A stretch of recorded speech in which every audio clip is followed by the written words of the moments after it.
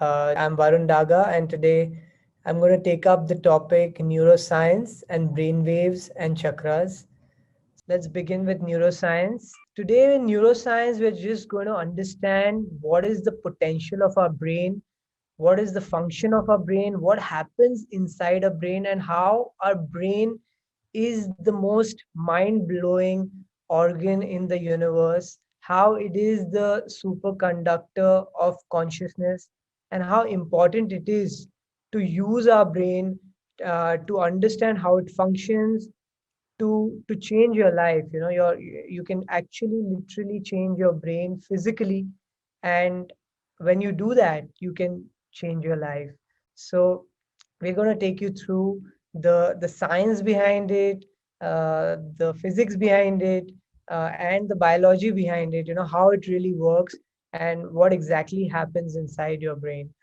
So your brain actually generates more electric current in a day than all the cell phones to put together in the world.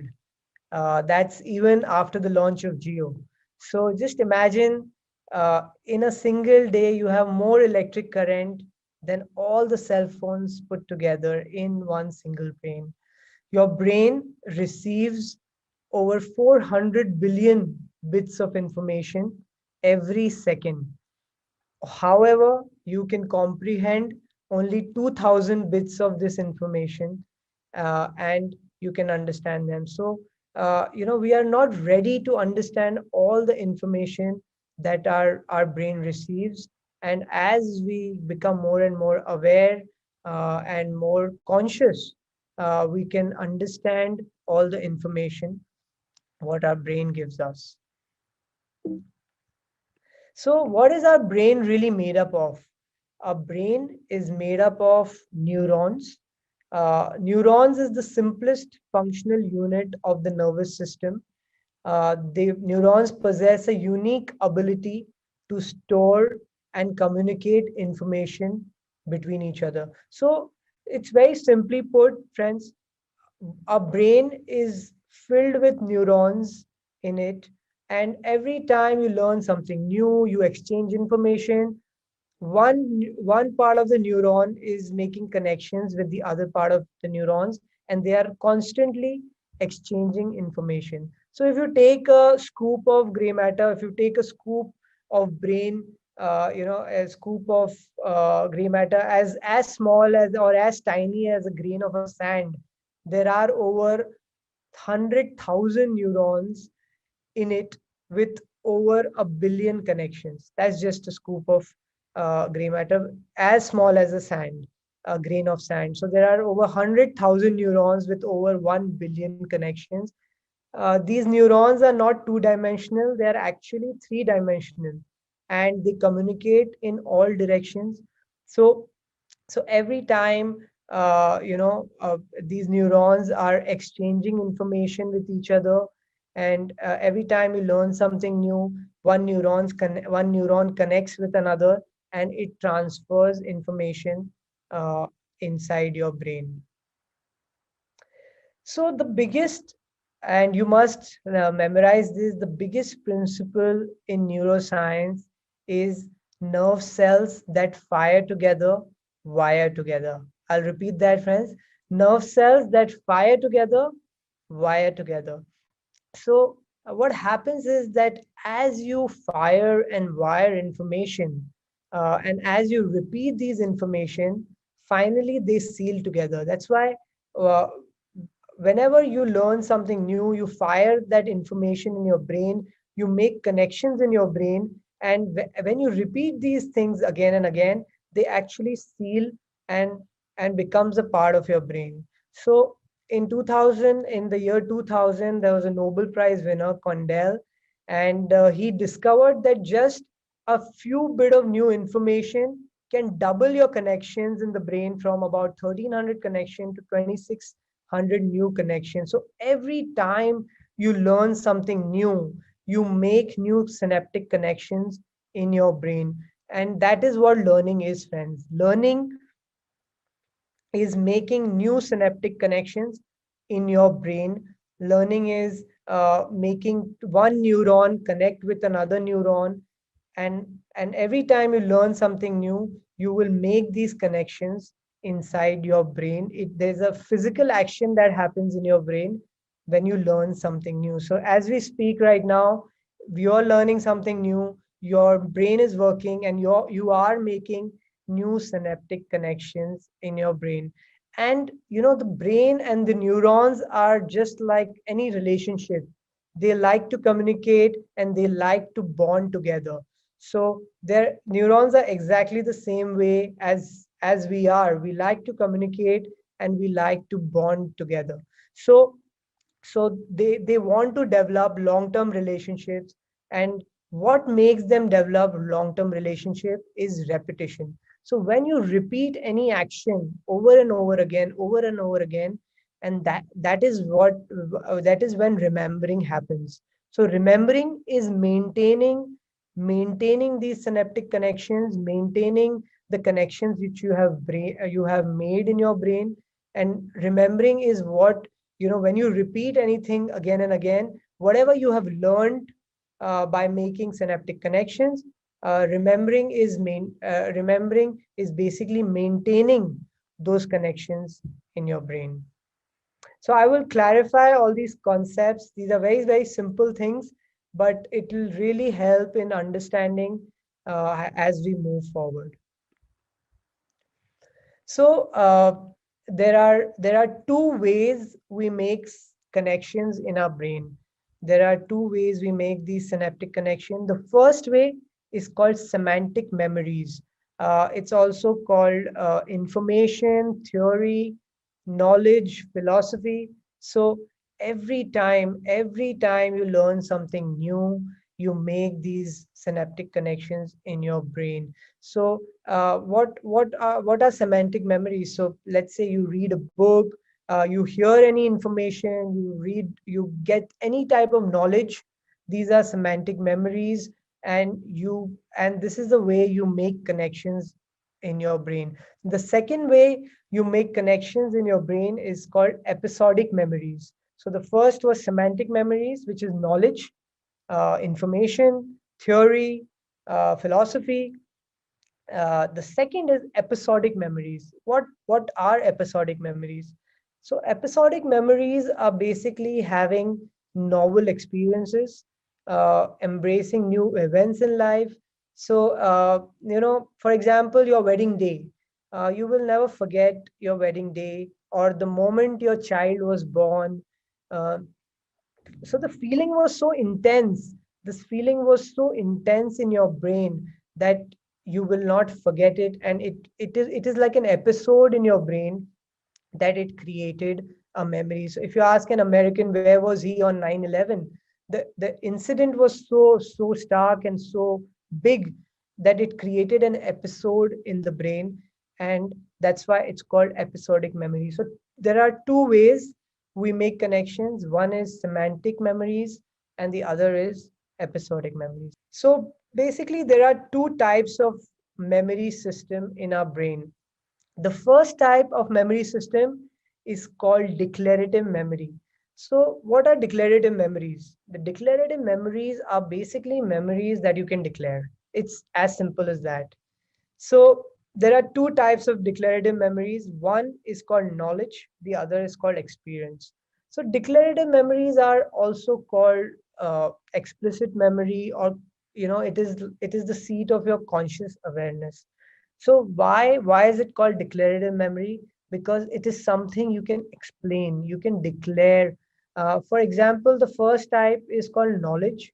So what is knowledge? Knowledge is basically information that you learn, information that you have received, any philosophy, any knowledge you have learned. So let me give you an example.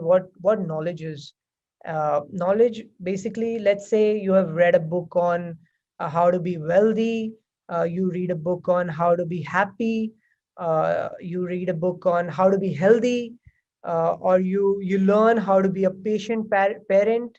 And all that information is gets stored as knowledge in your brain, and it gets stored in your analytical intellectual neocortex. So the first brain, when you learn something, that information gets stored in your first brain, which is called the neocortex. So friends, it's very important to remember that there are three brains in our body.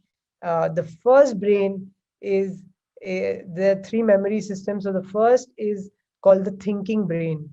Okay, the thinking brain is whenever you learn something new, whenever you learn some kind of knowledge, you store all that information in the neocortex, which is the thinking brain. Now, fine, you've read a book on how to be healthy, and it's the book says that, okay, to be healthy, you have to run 5 kilometers every day, you have to do yoga for half an hour, you have to meditate, and you have learned all that information, and all that information has gone inside your neocortex. Now you know what you're supposed to do to be healthy. Now, but that is not enough. Knowing is not enough. Now, to apply that information that you have learned, you have to personalize that knowledge, and you have to demonstrate something. So you are going to change your behavior, or you're going to modify your behavior in some way. So if you modify your action or do something different, so you learned how to be healthy, and you actually go out and run 5 kilometers. So you had to modify your action in some way. You actually went out and and did what you learned. So when you performed something what you learned, you modified your behavior or your action in some way, and that's when you have an experience. And the moment you have an experience, you create a new feeling. So understand, friends, the first thing was about learning, which goes into your neocortex, your thinking brain. That's when you learned how to be healthy. Now you have actually experienced being healthy. And when you experienced being healthy, you had a feeling. And the moment you create that feeling, you activate your second brain, which is the feeling brain, which is called the limbic brain. So once you perform the action and have an experience, that's when you activate your second brain, which is the limbic brain, or it's called the feeling brain. So when the mind and the body are working together, you actually feel healthy. When you learned all the information how to be healthy, and you go out and you run for 5 kilometers, you actually felt healthy, and you felt it in your heart because you performed what you actually learned. So the emotional quotient, which is the feeling, teaches your body to understand what your mind has intellectually understood. So, friends, I'll repeat that the emotional quotient, uh, which is the feeling, teaches your body to understand what your mind has intellectually understood. So, it was no more knowledge, it is you have converted that knowledge into feeling, you have had an experience. So, you can say that knowledge is for the mind and the experience is for the body, right? So, knowledge is for the mind and the experiences for the body, the feeling is for the body. And in that moment, when you made that run and when you ran that 5 kilometers, you are embodying that knowledge. So in that moment, you have actually embodied that knowledge, you have demonstrated what you learned. But so that's when you have an experience, that's how you activate your second brain, which is the limbic brain. But it is not okay to do it once. You did the run one time, two times, three times, but when you repeat that action over and over again, over and over again, over and over again, over and over again, it becomes non-declarative. So suddenly something which you can declare through knowledge and experience, when you repeat that action over and over again, now it has become non-declarative, it's become implicit, it's become unconscious, it's gone into your subconscious. So when that happens, when you repeat something that you have learned and you have experienced, and when you repeat that experience over and over again many times through days and months and years, that becomes a skill or a habit. Then it becomes a behavior, it becomes an attitude, an emotional reaction, it becomes conditional. And then at that moment, when you repeat something enough times, you you activate your third brain, which is called the being brain or the cerebrum. So why is it so important to activate the third brain, and why this, from thinking to feeling to being? Because when you repeat something over and over again, it actually goes into your subconscious. Then you don't have to it is no more an effort anymore, it has just gone into your subconscious. It's like brushing your teeth, or driving a car, or having a bath. It's just a part of you. And 95% of who we are is actually in this cerebrum, which is the non-declarative brain. And 95% of what we do in our life is through this non-declarative brain, which is actually a part of our skill, habit, behavior, attitude. So that's why are we showing you this? Because it is very important to understand how can you create, just from thinking to feeling to being, how can you get into the subconscious and and create something which is a skill, a habit, and how you can get into the subconscious and change from the subconscious. It is the act of repetition which really gets into the subconscious.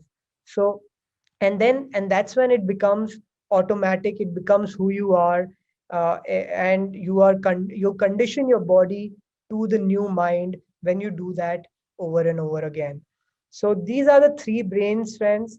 Let me repeat it. The first brain is the thinking brain, the neocortex. It's the largest in human beings. uh, After the human beings is the dolphins. 40% of the brain is the neocortex. This is our ability to learn knowledge, to understand information. There is it is the most advanced form of machinery that the universe has ever seen. So that is the first thinking brain. It's called the neocortex. The feeling brain, which is the limbic brain. So when you experience something that you have learned, that information gets stored in the feeling brain, which is the limbic brain. And when you repeat that information over and over again, it goes into the subconscious. Goes into the being brain, which is the cerebrum, which is uh, which is a part of your subconscious. And 95% of who we are, uh, we function from the subconscious. We are in a program. We work out of this program. Our mind doesn't have control over our actions, because so many times we just wake up, we go to the bathroom, we brush our teeth and have a bath, and sometimes we don't even realize that you did it, right? Because it was so, your body just woke up and took you there, and it just happened, right? So you really didn't use your brains, you were actually in a program. So you can really work and understand this program through this process of thinking, feeling, and being. You can get into the program and change from inside out. So guys, three brains: the neocortex, the limbic brain, and the cerebrum. So let me move forward, friends. So let me just go through a few concepts in neuroscience. We just try to simplify it in a very, very simple way, what it really means, and then we can always go into more detail. But the idea is to give you an understanding of how powerful our brain is, and how our thoughts can change exactly what happens in our brain. So so the first concept is neurorigidity. What is neurorigidity? Neurorigidity is basically, in a simple way, is is not learning from experience. It's just being rigid, right? That's what neurorigidity is. Neurorigidity is basically only using our brain's pre-wired connections or memories without making any new connections.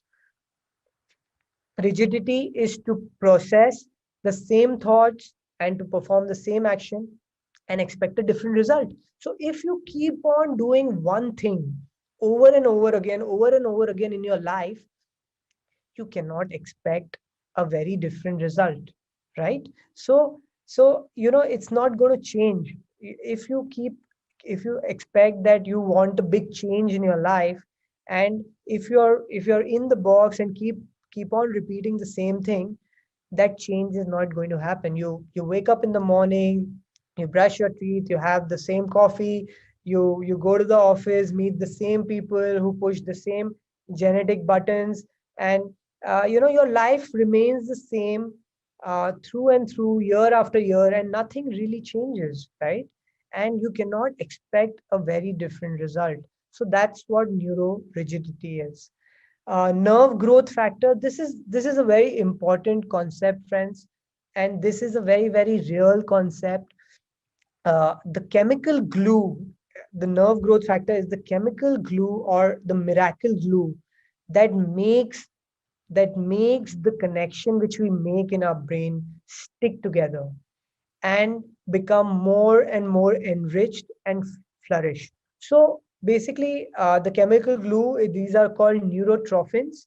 So every time you learn something new, you release these neurotrophins in your brains, and this is the chemical glue that makes one memory stick to another, or one neuron stick to another's neuron as you learn new information. So it's very important. The neurotrophins is, this is also, it gets released more and more when you repeat an information, and the neurotrophins is what binds and cements the knowledge, what binds and cements the philosophy by the art of repetition. So this is the chemical glue which is required for cementing. As we know, the biggest concept is nerve cells that fire together, wire together. This is the neurotrophin. The neurotrophin helps uh, to wire the connection, to cement and bind the connection together inside your brain. So let me repeat what neurorigidity is. So basically, friends, neurorigidity is thinking inside the box. It's making uh, the brain fire in the same sequence, in the same pattern, and in the same combination over and over again through many years of life. So it's basically you're basically putting your brain in a finite signature. It's not getting out of the box. It's basically inside the box. So if your thoughts, choices, behavior, and experience and emotional state remains the same year after year, and the same thoughts are always equal to the same feelings, reinforcing the same endless cycle, then your brain becomes hardwired to a finite signature. And the totality of these hardwired circuits is called your identity. So that's, friends, that's what creates your identity, because your brain has fired and wired in the same way that it has created your identity. So there is a way to keep your identity as the same, or you can change the hardwired connections in your brain and change your identity. So so if these hardwired connections make your identity, then there should be a way to change your identity by changing the hardwired connections in your brain. And that's what neuroplasticity is, friends. So what is neuroplasticity? Neuroplasticity is basically, you can say, it's like the, in simple words, it's like the opposite of neurorigidity. Neuroplasticity is our brain's ability to change its synaptic wiring by learning new information and recording new experience, and to maintain a modified state of being. So like right now, you are learning new information, you're recording new experience, and your brain is literally changing. So when you learn new things and begin to think in new ways, you're making your brain fire in different sequences, and different patterns and combination. And when that happens, you're actually physically changing your brain, and there are physical changes happening inside your brain. So as we speak right now, you're learning new information. There are physically you're making new connections in your brain, and you're there are physical changes happening in your brain as we speak right now. So that's what neuroplasticity is. So neurorigidity was thinking in the box. Neuroplasticity is thinking outside the box. So as you begin to think outside the box, new thoughts would lead to new choices. New choices would lead to new behaviors. New behavior would lead to new experiences, and new experiences would lead to new emotion. And now your identity is also changing. So friends, just imagine, it all starts with a new thought. It all started with that book where you read how to be healthy. You read the book. You made the run. You made a new connection in your brain about how to be healthy.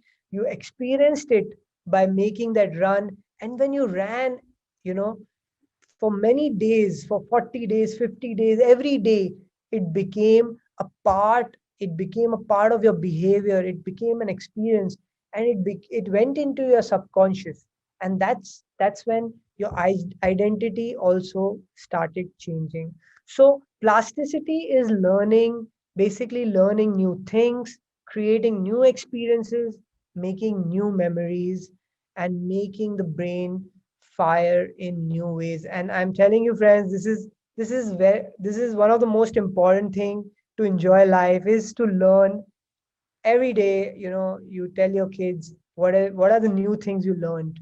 And why are kids always happy, or always in that mood? Because they're always learning new information, right? As you grow up after the age of 35, 95% of who we are is the same as you were before. So after an age, you actually stop learning new information. So so the way to feel young, the way to feel excited, to love life, is to learn new information, to have new knowledge, to have new experiences, and that's when you experience neuroplasticity, and you make your brain fire in new ways. And the only ingredient that makes you do that and allows you to do that is knowledge and information. So it's very important to learn new knowledge and new information. And learning is a lifelong process, right? And the more you learn, the more you grow, and the more your brain develops. Okay, I got a little sidetracked, but let me get back into neuroscience again. So, uh, so guys, that was neurorigidity and neuroplasticity. Now, there are two laws of the brain. It's very important to understand what are the two laws of the brain. How does our brain really function?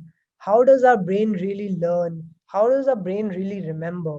So just remember these two laws of the brain. The first law of the brain is called the law of association. This is the way we learn. So what is the law of association? So as we were kids, we first learned the alphabets. Then we learned letters. Then we learned words.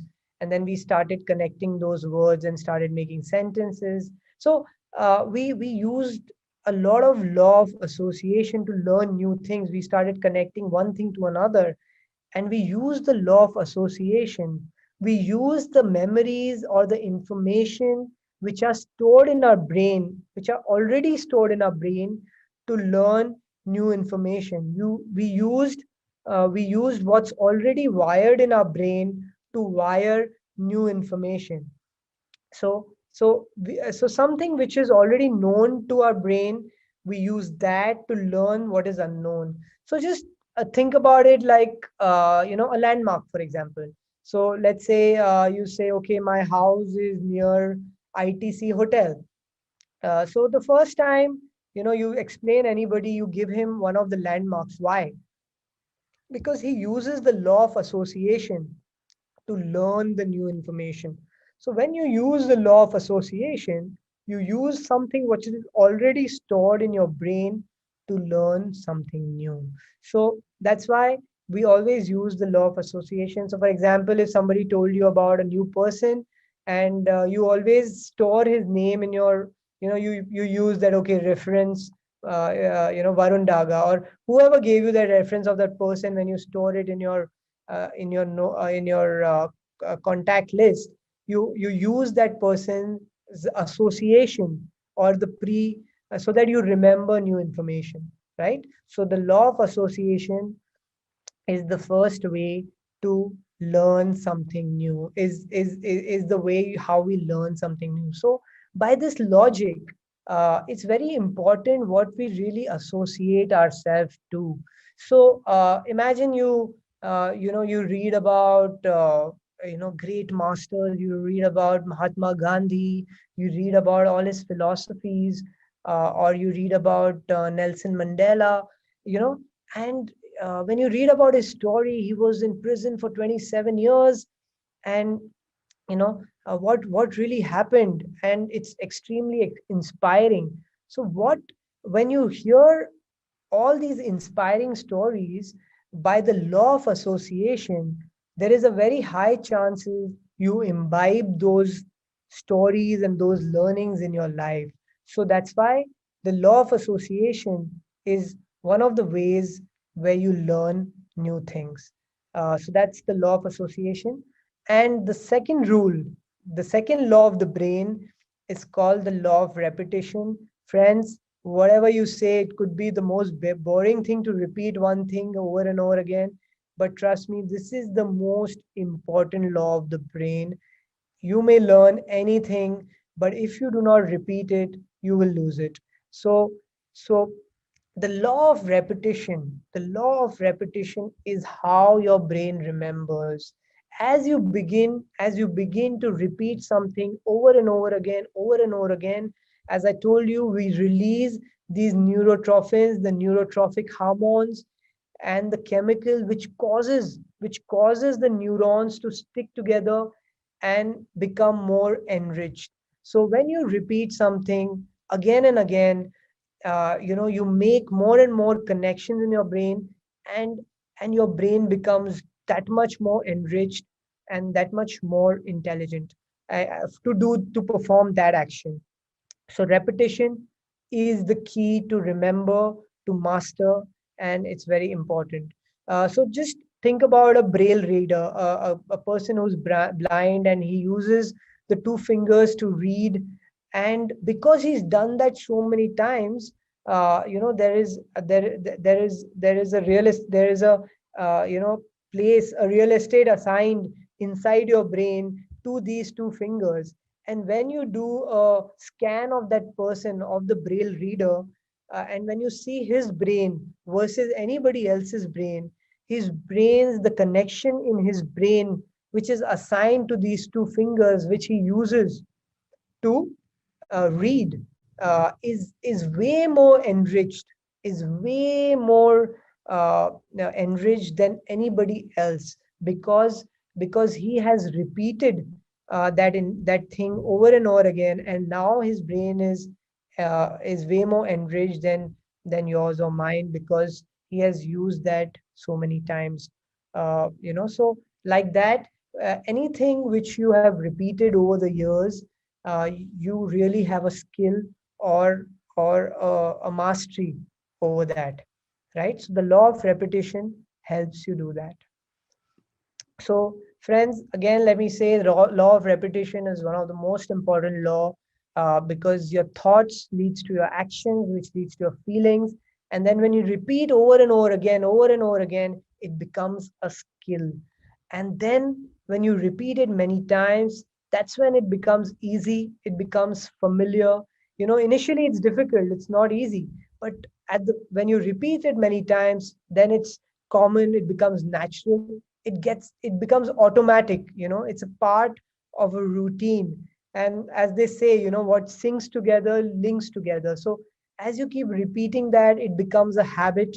You are it is effortless. You don't really have to try to do it. It becomes effortless, like brushing your teeth or driving a car. It is effortless. You don't really have to make an effort to do it, and it becomes a part of your second nature. It's subconscious now. It's unconscious, and that's why it's called implicit, because it's a part of your subconscious. You can do it unconsciously. You can wake up keeping your eyes closed, go to your bathroom, brush your teeth. I mean, it's just gone into your system, and your body moves when your brain grooves. So it just comes naturally to you because of the law of repetition. So friends, it's one of the most important law, and it works in everything. It works in meditation, it works in sports, it works in business, any education. The law of repetition really is one of the most important laws of the brain. So so friends, this is the journey of evolution, right? This is the journey to enlightenment, to be anything. You can be a enlightened victim, or you can be an enlightened abundant person, or you can be an enlightened meditator. So this is basically the journey. We all start here by being unconsciously unskilled. So what do you mean by unconsciously unskilled? What does that really mean? Unconsciously unskilled really means that you don't even know that you don't even know, right? That's bliss, right? You don't even know that you don't even know. So let me give you an example. Think about a boy and a cycle, a bicycle. So when a boy is 2 years, 3 years old, he doesn't even know that there is a bicycle that exists, right? Or when he's initially born, he doesn't even know that there exists a bicycle. So he is unconsciously unskilled. So he doesn't know about it, and he doesn't know how to ride it, right? So that's the first step. For anything, you are unconsciously unskilled. So many people don't know how to meditate, and many people don't even know about it, right? Now slowly you moved. So the boy now became a little older. He's now 3 4 year old, and he sees other people ride a bicycle. He sees these other kids who are riding this bicycle, and he's very intrigued. He's like, wow, this is amazing. How could this piece of equipment make me go so fast? I always wanted to do something like this. This is fascinating. And that's when he becomes consciously unskilled. Now he knows that there is a bicycle that exists, and now he knows that he doesn't know how to ride it, and he is consciously unskilled. So he learned that information in his brain. He learned that information that he is now consciously unskilled. So then he went to his father and he said, Dad, I want to get a bicycle, and please, can you get me a bicycle? So his father says, okay, okay, buddy, let me get you a bicycle. So here he gets him a lovely bicycle, and and he starts teaching him how to ride. So that's when the son starts learning how to ride, and obviously he doesn't get it in the first go, and he falls a few times. He tries to match everything together. He doesn't know how to balance. He doesn't know how to pedal. He doesn't know how to press the brake, judge the distance, and it's extremely hard. I mean, the first day he thinks, I mean, it looked very fascinating, but I mean, I'm never going to get this, because it's extremely hard. And even the parents feel that, oh my god, would my son ever learn how to cycle? you know and we get more irritated than the kid also. But we try because the child really wants to try, and every day we try, and slowly he gets to learn how to cycle. So there's the first time he's learned how to cycle, and that's when he gets consciously skilled, right? So he's made a lot of effort, he's made a lot of compromises, he's fallen a few times, he's been brave, he's used his willpower, and he's learned how to cycle, and now he's become the third thing. Now he's become consciously skilled. Now he knows how to cycle. And friends, this is when most people stop in life. When they know how to do it, they will stop because it gets boring. You want to do something else. It gets very familiar to you because now you know how to do it, now you've learned. And I think even in meditation, a lot of people stop here because they feel they know how to meditate, right? They have learned it, they've done this workshop, that workshop, attended this, that, and they've got all the knowledge. हाँ ये भी किया है, हाँ ये भी किया, हाँ ईशा भी किया है, हाँ सदगुरु से तो मिला हूँ. I have met Jaggi Vasudevan, I have met Shri Ravi Shankar, I have met this, I have met Patri ji. I've got all the knowledge in the world, and I have learned all kind of meditation. I've ticked every box, which is there in the world of meditation. And a lot of people stop here because it gets they jump from one thing to another, and when they become consciously skilled, they feel they know it all, right? But the real challenge is to move beyond that, to move, to keep like that child who never stopped cycling. He went on doing it. He went on cycling for days, months, years, and he started becoming master at it, right?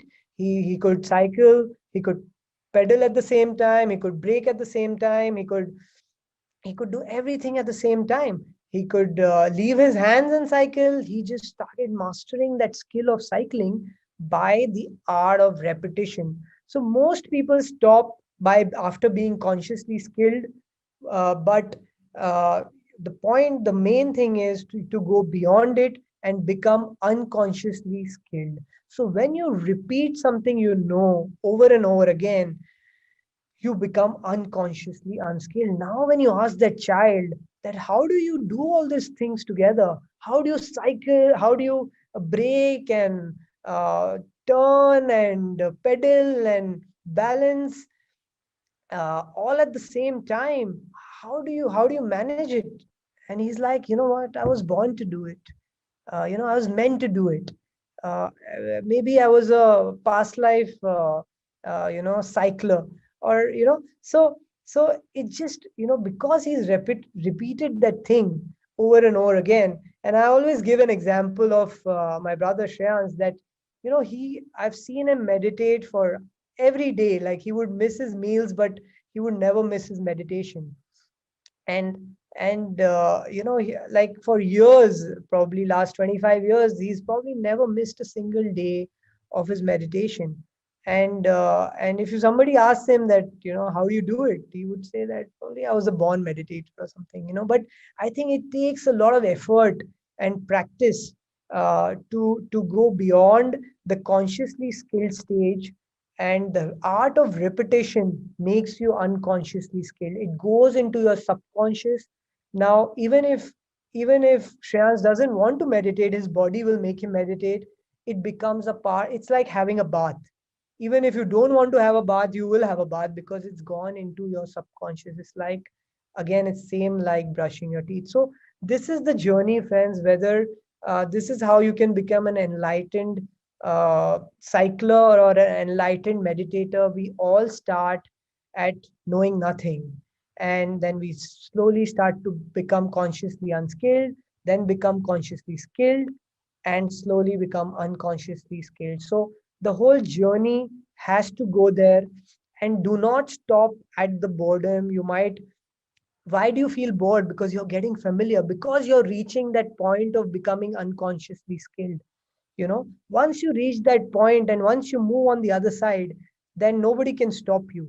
like even your family would be like, oh my god, how is this guy, without a single day break, he's meditated through and through. So get beyond that point, make it automated, make it your second nature, get past that stage, and that's when mastery will come, that's when miracle will happen. And it's your willpower that will make it happen. So the first few times will be difficult, but once you repeat it diligently, with all the force and power, it will happen. And a lot of times your mind will say, no, don't do it later. But it's your willpower which needs to come in and make it a habit. Once you make it a habit, your body will automatically take you there. It will go in as a program. You don't really have to do anything. So that was one of the most important concept, friends. Now, another very important concept in neuroscience is called neural network. Also, it's called neural net. So basically, every time you learn something new, it gets stored in your brain, and each part of your brain stores different functions, and those functions are actually connected through this neural net. So let's say, about any skill, for example, cycling. So there would be a neural net for cycling, where all the connection has been made together about how to pedal, how to brake, how to, so it's basically a part of neural network. And we have these neural network in our brain. So it's basically the gangs of neurons that are fired and wired together to form a community of neurosynaptic connections that are related to a concept, idea, or a thought process, a memory, skill, behavior, or an action. So you use these neural nets, and it's a part of your brain. These neural nets form a part of your brain. And this is the beauty, friends. This is the beauty. These neural nets, so you know that you have neural nets in your brains, but these neural nets, how are they really formed? How can they be formed? Because these are the things which we actually use to run your day-to-day life.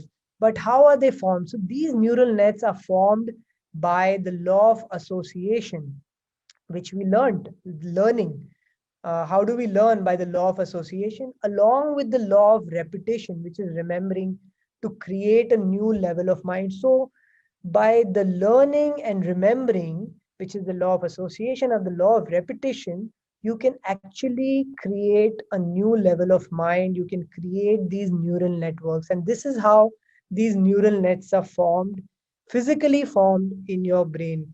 And they are the automatic hardware program that we unconsciously and automatically use every day. So once these neural networks are formed and created in your brain, these are the neural networks which we use unconsciously and automatically uh, to run our day-to-day lives. So friends, it is in our hands to create these neural networks in our brain, and these are the neural networks which becomes a part of our subconscious, and we use these to run our day-to-day life.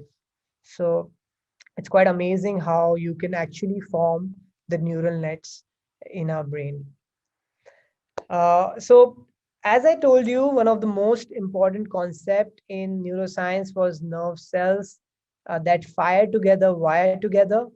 Another, or the second most important uh, concept is nerve cells that no longer fire together, no longer wire together. So let me explain this to you. So every time, friends, every time you unmemorize an emotion, and we do that through meditations, we do that through our breath works, uh, that every time you unmemorize an emotion, you actually liberate a lot of energy, right? That's why it's very important to release the emotions that have been blocked in our body, blocked in different chakras of our body, blocked in different parts of our body, because every time you unmemorize those emotions, you release and you liberate a lot of energy. Now that same energy which you liberate and you release is used and is available to create a new reality, right? The same energy is there to create uh, a new reality, new future.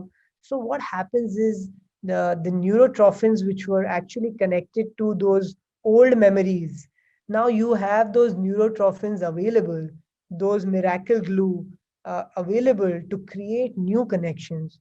And as you fire and wire new information in your brain, you actually lose the old information and you make new connections in your brain, and that creates your new brain and your new body. So uh, let me give you an example. Imagine you are a person who is extremely angry, and you are not born an angry person. You've not carried it through your past lives. You became an angry person this life.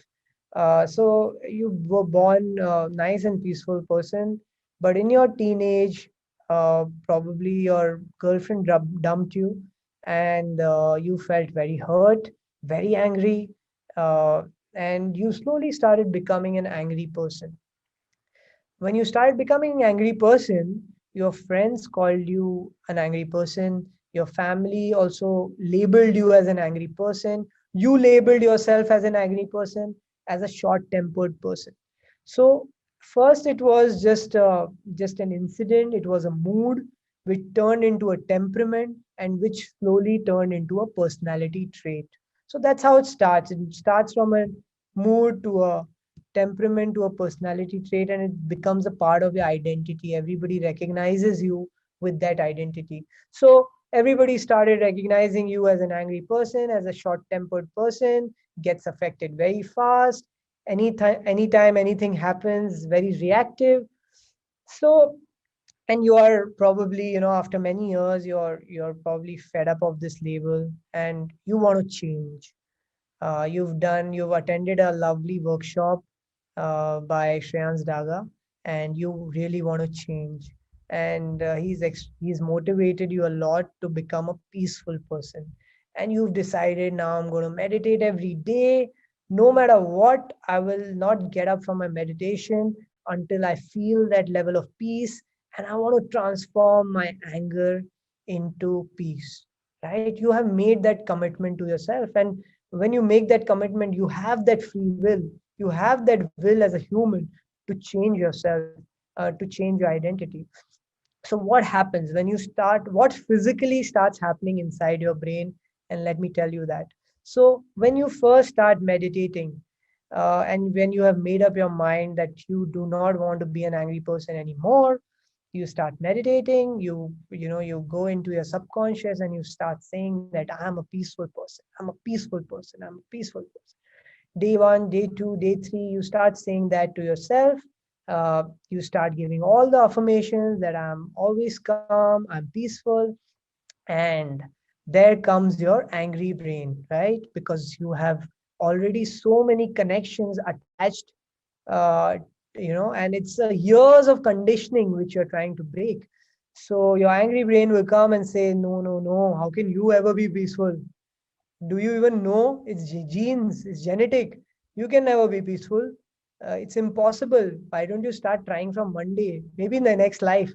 You can never change this habit. It's is I mean, you've got it from your parents. So your brain will keep giving you all the excuses not to change, because whenever you're in the midst of change, it's that's when it becomes most challenging, because you're becoming more conscious of your unconscious program, right? You're becoming more and more conscious of your anger. You're becoming more and more conscious of that subconscious mind. And when you start doing that, you are actually in the midst of change, and that's when you need your willpower to go through that change. That's when you need to go on and on and on.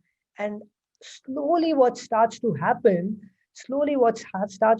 is, because you're firing and wiring this new information in your brain that I'm peaceful, I'm peaceful, I'm peaceful, I'm peaceful, I'm peaceful, there is no room in your brain to be angry.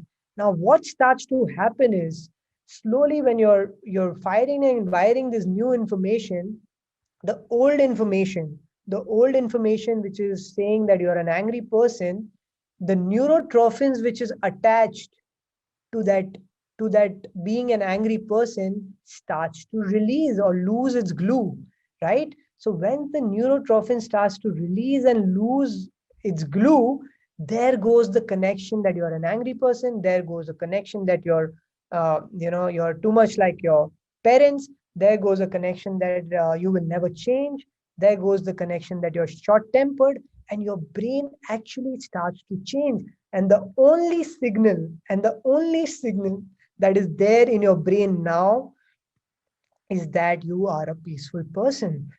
and and the next time stressful events happen, on the next time the stock market falls 1,000 points, you don't feel angry. Or the next time your wife shouts at you, you don't feel angry. You're feeling so peacefully, and your wife is wondering how has this guy become so peaceful? Because your brain no longer has those old signals and those new connections. You have changed your brain completely, and the only signal that is in your brain is that you're peaceful, right? And and why does that happen? So this is not some new age science, friends. This is how it is in neuroscience. This is called pruning. So you prune away the old connections to make the new connections, and the only connection is in your brain is that you are a peaceful person, and you have created yourself. You have the power to create it yourself, and is the universal law. If you don't use it, you lose it. So when you don't use the connections of being an angry person, you have changed your personality of being an angry person. You have lost those connections, and your brain has physically changed, and now you're a peaceful person.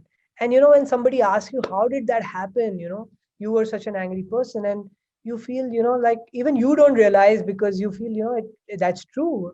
Earlier, if that happened, I would have been so reactive and so angry, but I'm not angry anymore, and you feel great about yourself.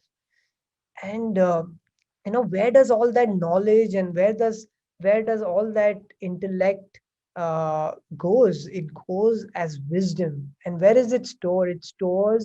It is stored as wisdom in the soul, because it's not a part of your brain anymore. So you have become a wiser person, you have transformed, and you have mastered this part of your anger. You have turned your anger into peace. So I hope you understand that.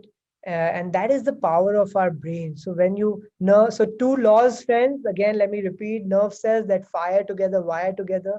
So like you wired being peaceful, peaceful, peaceful, you became peaceful. You could wire being a meditator and meditate every day, you will become Buddha.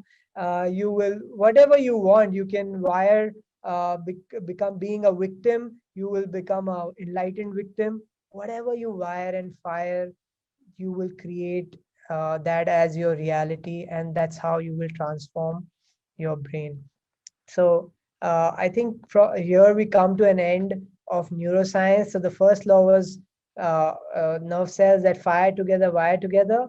But the second law, and a very important law, is nerve cells that no longer fire together, no longer wire together. So you have the ability to transform your old thoughts into new thoughts, your old habits into new habits, and the law of repetition will make you do that, friends. So let me just show you a video where we'll show you in real time how it happens. You can break the habit of your old emotional and mental programming. Let me explain. Anything you do, think, or feel is due to the connections between your brain cells called neurons. A thought, feeling, or physical action is created when neurons communicate with each other. When you learn to walk, ride a bike, play piano, new neuron connections are formed. By practicing over and over, those neuron connections become stronger and faster. They become an automatic habit. Your mind can evolve, and you can create the thought and emotional habits that lead to success and happiness. You see, your automatic habits form a vast neural network in your brain, and whenever you have a thought or emotion, your neuron connections get activated. By changing your mind with new thoughts, you will change your life.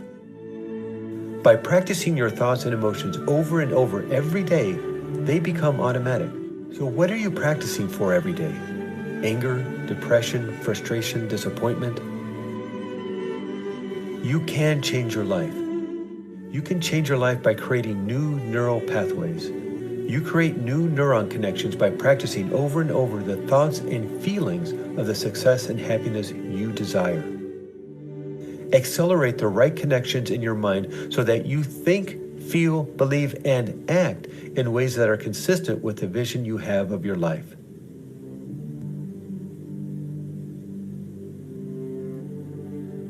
You can break old unhealthy habits and create new habits for success and happiness. By stopping your old unhealthy thinking and emotional patterns, those neuron connections grow weaker and disconnect. You can disconnect thinking and emotional patterns that may have been sabotaging your success and holding you back. You can break the habit of your old programming. Change your mind and you will change your life. You are well on your way to creating the masterpiece that is you. So you saw, friends, you can change your life by changing your mind. And this is not a new age science. This is how it really works inside your brain. You saw how pruning, and that was a real time, by the way. You saw how pruning happened, how you made new connections. So every time you learn something new, you make this connection. And it really fascinated me when I saw these videos, physical videos of people actually make these synaptic connections, and even when they are throwing a new thought, how physically these connections are being made in the brain. So it's extremely fascinating, and I think it's very important to know this, because you can literally use it in your day-to-day life to change a new level of mind. So when we went to Berlin to attend an 8-day workshop of Joe Dispenza, and it would start at 4 a.m. in the morning and go on till 8 in the night. And we would do these hours of meditation, and sometimes some of us could do this meditation by attaching a machine where our brains were getting monitored real time while we were meditating. So it was extremely fascinating, because we could see the recording of our brain getting monitored real time, and how we were making these synaptic connections, how our brain waves were going from. And I'll talk about that, yeah, in brain waves and chakras, in brain waves especially, that how we were going into different kind of brain waves, and how these physical changes were happening in our brain real time while we are meditating, while we are throwing a new thought. And it was almost like a game, and it's really fascinating where science is gone to tell us that our thoughts can literally transform our life and our body. So it's quite amazing. Yeah, the best way to get rid of any bad habits is learn a new habit, which is a good habit, right? So, the only way to do it is to transform into a new habit, which is a good habit. So let's say, you want to learn how to, uh, leave. Let's say you want to leave smoking or drinking.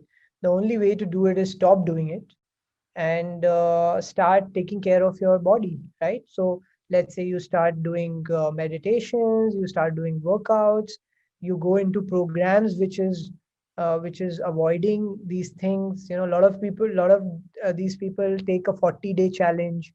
So I think you do something which is countering the bad habit, and create it into a routine. I think that is very important. Make it repetitive, which is a good habit. So if you've left smoking for 40 days, try it for 4 months. Leave it, and slowly it will get into a habit. It will go out of your system, right?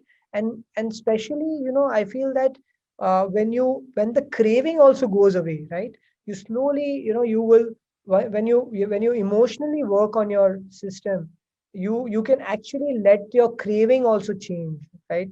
So a lot of times people fast, and they're thinking about is food, right? So I mean, you will go get back when you break your fast, you're going to eat double. that's not the point. The idea of doing a fast is uh, to cleanse your body, or to uh, to give your to detox your body. So you have to enjoy the process, right? And you have to really enjoy the process. It cannot be a forced measure. Otherwise you're going to get back to it, even in a bad way. And it has to come from within, right? It has to come from within, that okay, now I want to leave this. We know a lot of friends who've become vegetarian. It came from within. And when they became vegetarian, initially it was difficult, but slowly it became a habit, and now they feel very good. It becomes a part of their life. So I think whatever you do should eventually become a part of your life. It cannot be like a diet. You do it for 8 days and then it goes away. So try to make it come from within, and do these meditations so that it changes you from within. You can enter the subconscious and change, and that's what repetition does. And repeated affirmations will make it happen. Varun, the next question is, how does one change the patterns? They say we've been trying to break our old patterns, but they're finding it very difficult to break and how to build a better willpower. Sure. So, I mean, Rome was not built in a day, right? I remember one of the Kabir's Doha, where he says, "Dheere dheere re mana, dheere sab kuch hoye. माली सींचे 100 घड़ा, ऋतु आए फल होए." So that means, धीरे धीरे रे mana means, oh mind, be patient, right? Slowly everything will happen. Slow and steady wins the race. Everything will happen when the time comes. Even if if you're a gardener and you put 100 times you water the plants, but the fruits will come only when the season comes, right? So you have to keep doing, right? And the fruits will come. It will surely come, and it will transform. So you have to give it time. And sometimes it can come fast, sometimes it could take time. But as long as you're on the path, enjoy the process. No, I mean, just enjoy the journey. The when, how much, all that, leave it to the universe. It'll give it to you the best way possible. It'll give it to you when you never expect it, right? Just be on the path, enjoy the process, and every day, bit by bit, you will improve and it'll happen. So, friends, now let me get into brain waves and chakras. It's very important to understand brain waves and chakras. So, as Indians, we have always talked about chakras and different parts of chakras. We have 7 main chakras, and then we have even more chakras, but the 7 are the main chakras. And we have always learned that we store a lot of information in these chakras. We store a lot of emotions, unresolved emotions in these chakras, and a lot of our diseases arise out of these chakras. So we'll talk about how chakras and how balancing these chakras can help us. But before going into chakras, I want to take some time to understand brain waves. Brain waves as a concept is not very well known with the Indian community, especially. Uh, and less known worldwide, but I think is as important as understanding chakras, and how we are in different parts, at different times we are in different brain waves, and why it is important to meditate. A lot of times people ask me that, why is it important to meditate? What is the reason? Why should I meditate? I'm anyways happy, it's fine. But when you understand brain waves, when you understand that you are in different brain waves in different parts of the day, in different times, then you will understand that how you can actually enter your subconscious by using the brain waves and by the method of meditation. And that will answer a lot of your questions also, how to change, and how to change faster than normal, right? A lot of times, you really try very hard, and so let me give you an example. So sometimes you want to become very, very wealthy, for example, and you want to earn a lot of money, and you're really trying to earn a lot of money, and you have a vision that you want to earn 10 crore, and you're really trying hard, and every day you're unhappy that you're very far from that vision, right? So if your if your vision is not aligned with your feelings, you want to be abundant but you're feeling lack, right? So it's very hard to do it in a normal state. When you're feeling lack, if you're feeling lack, you're going to attract more of the lack, right? So the idea is to feel abundant, to feel that you already have it, whether it comes or not, it doesn't really matter. Once you start feeling that you already have it, you have already made the change. There is hardly any resistance, there won't be any fear of losing what you have because you're already abundant, right? There is no fear, and when there is no fear and when there is no lack, abundance is a natural process. It is a natural process of being. So let me go into the brain waves and chakras, and that will answer a lot of your questions of how to manifest anything in your life, how to create anything in your life, by getting into the subconscious.